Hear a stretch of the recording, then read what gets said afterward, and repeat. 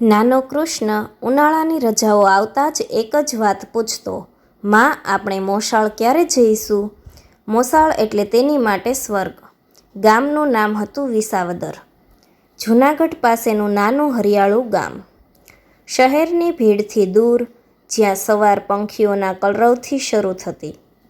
જ્યારે કૃષ્ણ મોસાળ પહોંચે ત્યારે નાની બારણે ઊભી રહેતી. મારો લાડકવાયો આવી ગયો. નાનાજી તેને ખેતરમાં લઈ જતા.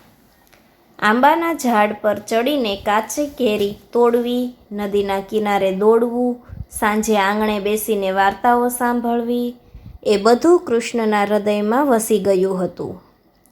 એક વર્ષ પરિસ્થિતિ એવી આવી કે કૃષ્ણના પિતાનું ટ્રાન્સફર દૂર શહેરમાં થઈ ગયું. આર્થિક સંજોગો કઠિન હતા. મોસાળ જવું શક્ય નહોતું. કૃષ્ણ ચૂપચાપ થઈ ગયો. એક દિવસ પોસ્ટમેન પત્ર લઈને આવ્યો. નાનીનો પત્ર હતો. બેટા કૃષ્ણ, તું ન આવી શક્યો તો શું થયું? મોસાળ તારા માટે હંમેશા રાહ જોશે. અહીંના આંબા, આંગણું અને મારી ગોદ બધું તારી યાદમાં છે. કૃષ્ણની આંખોમાં આંસુ આવી ગયા. તે દિવસે તેમને સમજાયું, મોસાળ માત્ર એક જગ્યા નથી, તે તો પ્રેમ અને લાગણીઓનું ઘર છે. કેટલાક વર્ષો પછી જ્યારે કૃષ્ણ મોટો થયો, નોકરીમાં સ્થિર થયો, ત્યારે સૌ પ્રથમ મોસાળ જ ગયો. નાની હવે વૃદ્ધ થઈ ગઈ હતી, પણ પ્રેમ એ જ હતો.